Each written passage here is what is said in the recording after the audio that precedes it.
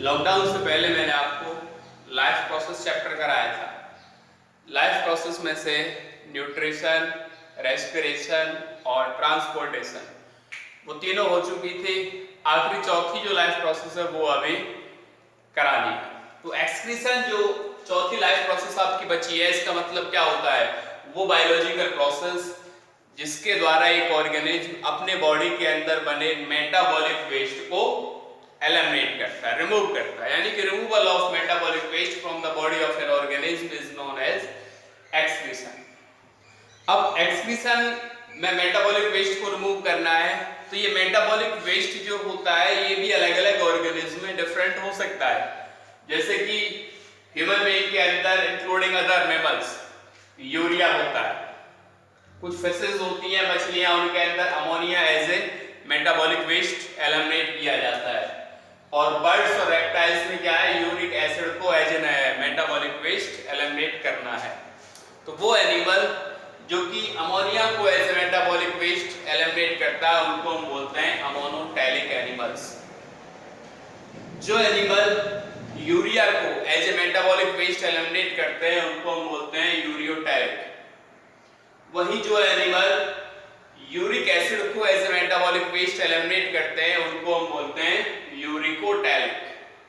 उसके एग्जांपल आपको पता है कि यूरिकोटैलिक का क्या है, रेप्टाइल्स हैं, बर्ड्स हैं, यूरियोटैलिक का मैमल्स है और अमोनोटैलिक का फिशेस हैं। आपको देखना ये कि किसी भी लाइफ प्रोसेस को परफॉर्म करने के लिए ऑर्गेनिज्म के पास कुछ ऑर्गन्स का एक ग्रुप पाया जाता है जिसे हम बोलते हैं ऑर्गन सिस्टम। और स्पेशली एक्सक्रीशन के लिए जो ऑर्गन सिस्टम होता है उसे हम बोलते हैं एक्सक्रीटरी सिस्टम। इस एक्सक्रीटरी सिस्टम के अंदर क्या होता है, दो किडनी होती हैं, यानी कि ए पेयर ऑफ किडनी। दोनों किडनी से अराइज होती हैं दो अलग अलग ट्यूब्स जिनको हम बोलते हैं यूरेटर्स। दो यूरेटर आपको दिखाई दे रहे हैं। दोनों ही यूरेटर किडनी से यूरिन को कलेक्ट करते हैं और कलेक्ट करने के बाद उसे डिलीवर कर देते हैं यूरिनरी ब्लैडर में। यूरिनरी ब्लैडर में यूरिन स्टोर रहता है और वहां से यूरेथ्रा के थ्रू पीरियोडिकली हमारी बॉडी से एलिमिनेट कर दिया जाता है। अब सवाल आता है कि किडनी की लोकेशन क्या है। तो बेटा हमारा जो ये एब्डोमिनल केविटी है, यानी कि थोरेसिक केविटी, चेस्ट से नीचे जो ये एब्डोमिन केविटी है, इसके डोर्सल बॉडी वॉल की इनर साइड में दोनों किडनी पाई जाती है। यानी कि डोर्सल का मतलब क्या है, बैक साइड, वेंट्रल का मतलब क्या है, फ्रंट साइड। तो डोर्सल साइड की इनर बॉडी वॉल से अटैच दो किडनी पाई जाती हैं। दोनों से दो अलग अलग ट्यूब अराइज होती हैं जिनको यूरेटर कहते हैं। यूरेटर यूरिन को डिलीवर कर देती हैं यूरिनरी ब्लैडर में और ब्लैडर से यूरेथ्रा के थ्रू पीरियडिकली एलिमिनेट कर देते हैं। अब सवाल आता है कि जो किडनी होती है इसका क्या है कि रेडिश ब्राउन बीन शेप्ड होती है। बीन माने राजमा का जो सीड होता है उसकी शेप की दो किडनी होती है और किडनी का कलर क्या होता है, रेडिश ब्राउन। सवाल आता है कि किडनी की जो लेंथ है वो करीब 10 से 12 सेंटीमीटर है। इसकी जो विड्थ होती है 5 से 7 सेंटीमीटर होती है और थिकनेस जो होती है वो 2 से 3 सेंटीमीटर होती है। हमारी किडनी का जो वेट होता है वो करीब 120 से 170 ग्राम तक होता है। आगे हम बात करते हैं कि जो किडनी है उसका फंक्शन क्या है। किडनी का एक ही काम होता है, हमारे ब्लड को फिल्टर करना, क्योंकि ब्लड के अंदर क्या है कि कुछ मेटाबॉलिक वेस्ट यानी कि यूरिया होता है। यूरिया के साथ साथ उसमें कुछ little amount of uric acid भी होता है। इस यूरिया को हमारा ब्लड लीवर से लेके आता है, क्योंकि यूरिया की सिंथेसिस लीवर करता है और लीवर से यूरिया को ब्लड किडनी के पास पहुंचाता है। किडनी उस ब्लड को यहाँ फिल्टर करेगा। तो ब्लड को फिल्टर करने के लिए एक किडनी के अंदर करीब 1 मिलियन यानी कि 10 लाख 1 मिलियन नेफ्रॉन्स पाए जाते हैं। क्या पाए जाते हैं? 1 मिलियन नेफ्रॉन। तो किडनी का जो काम है ब्लड को फिल्टर करना, वो एक्चुअल में एक किडनी के अंदर जो 1 मिलियन यानी कि 10 लाख नेफ्रॉन है वो ब्लड को फिल्टर करते हैं। अब हमें आपके सामने यहाँ पे ये नेफ्रॉन की भी स्ट्रक्चर बनाई हुई है। नेफ्रॉन में क्या होता है, नेफ्रॉन के दो पार्ट है। एक पार्ट तो होता है इसका ग्लोमेरुलस, देखो ये रेड कलर से मैंने यहाँ पे इंडिकेट सेपरेट किया है, ऊपर इसका नाम लिखा है ग्लोमेरुलस। और दूसरा पार्ट होता है इसका रीनल ट्यूब्यूल। रीनल ट्यूब्यूल देखो मैंने यहाँ पे ये लिखा रीनल ट्यूब्यूल, और इसके भी अलग अलग पार्ट होते हैं। एक होता है बोमेंस कैप्सूल, ये जो कप शेप स्ट्रक्चर आपको दिख रही है इसको हम बोलते हैं बोमेंस कैप्सूल। बोमेंस कैप्सूल से आगे एक फाइन ट्यूब्यूल अराइज होता है जो कि हाईली कॉइल्ड होता है। ये देखो ब्लैक कलर से ये जो कॉइलिंग आपको दिखाई दे रही है इसको हम बोलते हैं पीसीटी। पीसीटी मतलब proximal convoluted tubule. Proximal convoluted tubule आगे जाके एक हेयर पिन शेप लेता है और उस हेयर पिन शेप को हम बोलते हैं हेनलेज लूप। हेनलेज लूप बाद में, हेनलेज लूप की दो अलग अलग लिंब होती हैं। ये नीचे आने वाला जिसे हम बोलते हैं डिसेंडिंग लिंब, और ये ऊपर जाने वाली जिसे हम बोलते हैं ascending limb of Henle's loop.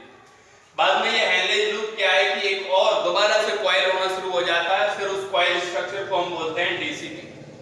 DCT मतलब डिस्टल कन्वोल्यूटेड ट्यूब्यूल। पीसीटी का मतलब प्रॉक्सिमल मतलब पास वाला, और डिस्टल माने दूर वाला। तो बोमेंस कैप्सूल के पास जो कन्वोल्यूटेड मतलब एक कॉइल्ड ट्यूब्यूल है उसको प्रॉक्सिमल कन्वोल्यूटेड ट्यूब्यूल कहते हैं, और उससे दूर जो है उसे डीसीटी यानी कि डिस्टल कन्वोल्यूटेड ट्यूब्यूल कहते हैं। डीसीटी जो होती है ये कलेक्टिंग डक्ट में मर्ज हो जाती है by the help of A small collecting tubule, यानी कि डीसीटी का टर्मिनल पोर्शन जहां वो कलेक्टिंग डक्ट में मर्ज होती है उस पोर्शन को हम बोलते हैं कलेक्टिंग ट्यूब्यूल। अब आपको देखना है कि यूरिन का फॉर्मेशन कैसे होता है। एक्चुअल में क्या है कि हमारी जो किडनी, मैंने यहाँ पे फिगर में इसको मेंशन किया नहीं है, आप बुक से देख सकते हैं, हमारी दोनों ही किडनी में एक एक आर्टरी अराइज होती है। एक आर्टरी होती है जिसको हम बोलते हैं रीनल आर्टरी। क्या बोलते हैं? Renal artery. ये रीनल आर्टरी जो होती है ब्लड को डिलीवर करती है दोनों किडनी के पास, और रीनल आर्टरी बाद में लगातार डिवाइड होते होते क्या है फाइन ट्यूब्स में कन्वर्ट हो जाती है जिसे हम बोलते हैं एफेरेंट आर्टरी। तो एफेरेंट आर्टरियोल जो होता है फाइन ट्यूब्यूल है, ब्लड वेसल है, ये बोमेंस कैप्सूल के अंदर जाती है और एक क्लस्टर बनाती है, यानी कि कैपिलरीज का एक क्लस्टर बनाती है, और उस क्लस्टर को बनाने के बाद फिर वो एक ब्लड वेसल की ही फॉर्म में वेरी फाइन होती है जिसे हम बोलते हैं एफेरेंट आर्टरियोल। वो यहाँ से आगे आती है, और आगे आने के बाद क्या है कि पूरे रीनल ट्यूब्यूल के चारों तरफ एक एक्सटेंसिव नेटवर्क बनाती है कैपिलरीज का जिसे हम बोलते हैं वसा रेक्टा। क्लियर बेटा? इसमें क्या होता है कि एफेरेंट आर्टरियोल में ब्लड लगातार आता है और हाई प्रेशर से आता है, तो आगे चल के जो एफेरेंट आर्टरियोल बोमेंस कैप्सूल के अंदर जो एक क्लस्टर बना रहा है कैपिलरीज का, यहाँ पे ब्लड का फिल्ट्रेशन हो जाता है, और इस क्लस्टर ऑफ कैपिलरीज को हम बोलते हैं ग्लोमेरुलस। अब क्योंकि ग्लोमेरुलस में फिल्ट्रेशन हो रहा है तो इस फिल्ट्रेशन को हम बोलते हैं glomerular filtration. Clear? Glomerular filtration जो होता है इसके अंदर ब्लड, इसमें ब्लड के अपने कंपोनेंट को छोड़ के, यानी कि आरबीसी, डब्ल्यूबीसी, प्लेटलेट्स और इसके साथ साथ कुछ प्लाज्मा प्रोटीन्स, उनको छोड़ के जो भी कंपोनेंट ब्लड में है, अब ब्लड में क्या है उसके अलावा ग्लूकोज होता है, अमीनो एसिड्स होते हैं, मिनरल्स होते हैं, मिनरल्स के साथ साथ यहाँ पे कुछ मेटाबॉलिक वेस्ट होता है, यूरिया है, यूरिक एसिड है, यूरिया ही होता है मेनली, यूरिक एसिड का तो लिटिल अमाउंट होता है। तो वो पूरा जो कंटेंट है वो पानी के साथ यहाँ पे ग्लोमेरुलस में फिल्टर हो जाता है, और जो बचा हुआ ब्लड है वो एफेरेंट आर्टरियोल में चला जाता है। एफेरेंट आर्टरियोल में क्योंकि पानी तो अब यहाँ पे फिल्टर हो चुका है, मेजर अमाउंट ऑफ वाटर यहाँ पे फिल्टर हो चुका है, तो ब्लड का प्रेशर यहाँ पे थोड़ा कम हो जाता है और ब्लड बहुत ज्यादा थिक हो जाता है। ऐसे में जो एफेरेंट आर्टरियोल और इससे जो रीनल ट्यूब्यूल के चारों तरफ ये कॉइल्ड नेटवर्क जो आपको दिखाई दे रहा है, इसमें ब्लड कैसा होता है? थिक ब्लड होता है, हाइपरटोनिक ब्लड होता है। अब होता है क्या है कि जो फिल्टर होने के बाद जो फ्लूइड आपके रीनल ट्यूब्यूल में, रीनल ट्यूब्यूल का मतलब बोमेंस capsule, PCT, Henle's loop, DCT, इस पूरे को मिला के हम क्या बोलते हैं? रीनल ट्यूब्यूल बोलते हैं। तो रीनल ट्यूब्यूल में आया जो फ्लूइड है इसे हम बोलते हैं, जो रीनल ट्यूब्यूल में आने वाला जो फ्लूइड है इसको आप एक्सक्रीटरी फ्लूइड या आप कह सकते हो ग्लोमेरुलर फिल्ट्रेट कहते हैं। क्या कहते हैं? Glomerular filtrate. फिल्ट्रेट का मतलब जो फिल्टर होने के बाद जो फ्लूइड आया, क्योंकि ग्लोमेरुलस से फिल्टर हुआ है इसलिए उसे हम ग्लोमेरुलर फिल्ट्रेट कहते हैं। और वो फिल्ट्रेट इस पूरे रीनल ट्यूब्यूल की कॉइल ट्यूब के अंदर यानी कि पीसीटी से हेमरेज लूप और डीसीटी की तरफ जाएगा, वहां से ये कलेक्टिंग डक्ट में पहुंच जाएगा। लेकिन इसकी जो जर्नी है, इसके कंटिन्यूअस पैरेलली ब्लड वेसल्स भी रन कर रही हैं और इसकी जो वॉल है वेरी थिन होती है। तो यहाँ पे क्या है कि सेलेक्टिव रीअब्जॉर्प्शन होता है, यानी कि यूरिन फॉर्मेशन के दौरान 3 अलग-अलग प्रोसेस होती हैं। पहली प्रोसेस का नाम था अल्ट्राफिल्ट्रेशन, जो कि मैंने आपको बताया ग्लोमेरुलस के अंदर पूरा ब्लड आपका फिल्टर हो गया और ग्लोमेरुलर फिल्ट्रेट आपका रीनल ट्यूब्यूल में आ चुका है। दूसरा काम यहाँ पे क्या होगा, रीअब्जॉर्प्शन। रीअब्जॉर्प्शन किसका होगा, जो एसेंशियल न्यूट्रिएंट्स मैंने आपको बताए थे, ग्लूकोज था, अमीनो एसिड्स थे, मिनरल्स थे, वाटर था, ए मेजर अमाउंट ऑफ वाटर, यानी कि करीब 99% जो पानी होता है फिल्टर होने वाला वो रीअब्जॉर्ब कर लिया जाता है, केवल 1% पानी जो है वही यूरिन फॉर्मेशन में इन्वॉल्व होता है। तो आपको यहाँ पे इंपॉर्टेंट बात ये है कि जो रीअब्जॉर्प्शन जहां हो रहा है, तो ये जो पीसीटी है, पीसीटी रीजन के अंदर 100% ग्लूकोज अमीनो एसिड रीअब्जॉर्ब हो जाते हैं अगर पर्सन फिजियोलॉजिकली एकदम फिट है। अगर कोई डायबिटीज उसको नहीं है, कोई बीमारी अगर उसको नहीं है, हेल्दी पर्सन अगर है, तो पीसीटी के अंदर पूरा ग्लूकोज अमीनो एसिड यहाँ पे एब्जॉर्ब कर ले जाएंगे। रही बात मिनरल्स की, तो मिनरल्स और पानी का भी करीब 70 से 80% हिस्सा रीअब्जॉर्ब कर लिया जाएगा। इसके बाद वो फिल्ट्रेट पहुंचेगा आपका descending limb of Henle's loop में। ये जो डिसेंडिंग लिम्ब है हेनलेज लूप का, इसकी वॉल परमिएबल होती है केवल पानी के लिए। तो डिसेंडिंग लिम्ब में केवल पानी का रीअब्जॉर्प्शन होगा। रीअब्जॉर्प्शन के बाद जो मटेरियल कहां जा रहा है, इसके पैरेलल में रन करने वाली जो कैपिलरीज हैं, जो वासर एक्टा है, इसमें बह रहे ब्लड के अंदर ये मर्ज हो जाता है। अल्टीमेटली वो फिल्ट्रेट पहुंचता है ascending limb of Henle's loop में। वो क्या है, मिनरल्स के लिए परमिएबल होती है। असेंडिंग लिम्ब आपको हेनलेज लूप की दिखाई दे रही है, इसकी वॉल NaCl के लिए यानी कि मिनरल्स के लिए परमिएबल है और यहाँ पर केवल मिनरल्स ही रीअब्जॉर्ब होते हैं। अल्टीमेटली जो फिल्ट्रेट है वो पहुंचता है डीसीटी में। डीसीटी के अंदर क्या है कि पानी का ही रीअब्जॉर्प्शन होता है, लेकिन वो कंडीशनल रीअब्जॉर्प्शन होता है, हमेशा नहीं होता। अगर हमारी बॉडी के अंदर पानी की कमी है, डेफिशिएंसी अगर है, तो डीसीटी में पानी का रीअब्जॉर्प्शन हो जाएगा। वो किस वजह से होगा, हमारे ब्रेन के अंदर एक आपने ग्लैंड आगे पढ़ोगे, कंट्रोल ऑफ कोऑर्डिनेशन वाले चैप्टर में आप पढ़ोगे, एक ग्लैंड होती है पिट्यूटरी ग्लैंड। वो एक हार्मोन बनाती है एंटी डाययूरेटिक हार्मोन, यानी कि ADH। ADH का प्रोडक्शन पिट्यूटरी ग्लैंड केवल तभी करती है जब हमारे बॉडी के अंदर पानी की कमी होती है। और ऐसे केस में ADH का जब प्रोडक्शन होता है, तो पानी की कमी है तभी ADH का फॉर्मेशन हुआ है, तभी ये क्या है कि डीसीटी के अंदर पानी का रीअब्जॉर्प्शन होगा, अदरवाइज नहीं होगा।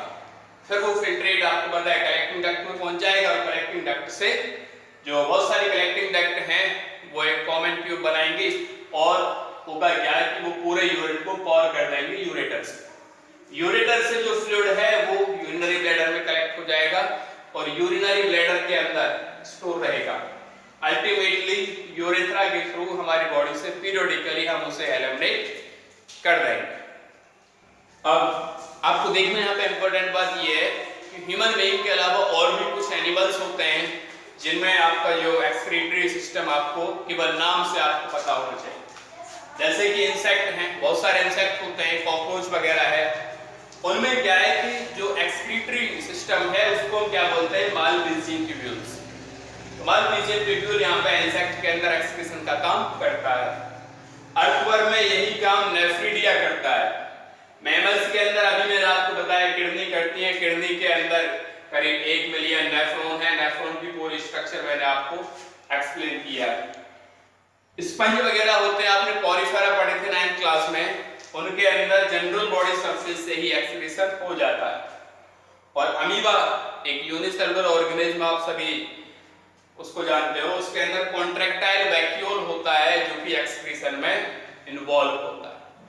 बेटा किडनी की लोकेशन आपको पता होनी चाहिए, हमारी डोर्सल बॉडी वॉल के इनर सरफेस से ये अटैच होती हैं। 2 किडनी होती है, लेंथ ये होती है, विड्थ ये होती है, थिकनेस ये होती है, वेट 120 से 70 ग्राम होता है। रेडिश ब्राउन कलर होता है बीन से, जिसकी स्ट्रक्चर है एक किडनी के अंदर 1 मिलियन नेफ्रॉन है और पूरे नेफ्रॉन की स्ट्रक्चर आपको मैंने बताई। Bowman's capsule, PCT, Henle loop, DCT और कलेक्टिंग डक्ट के अंदर बहुत सारे नेफ्रॉन मर्ज होते हैं। एफरेंट आर्टरियोल जो कि ब्लड को ला रहा है, इफरेंट आर्टरियोल जो कि यहां से ले जा रहा है, और वो पूरे हेनले लूप के पैरेलली रन कर रही है। Okay, thank you.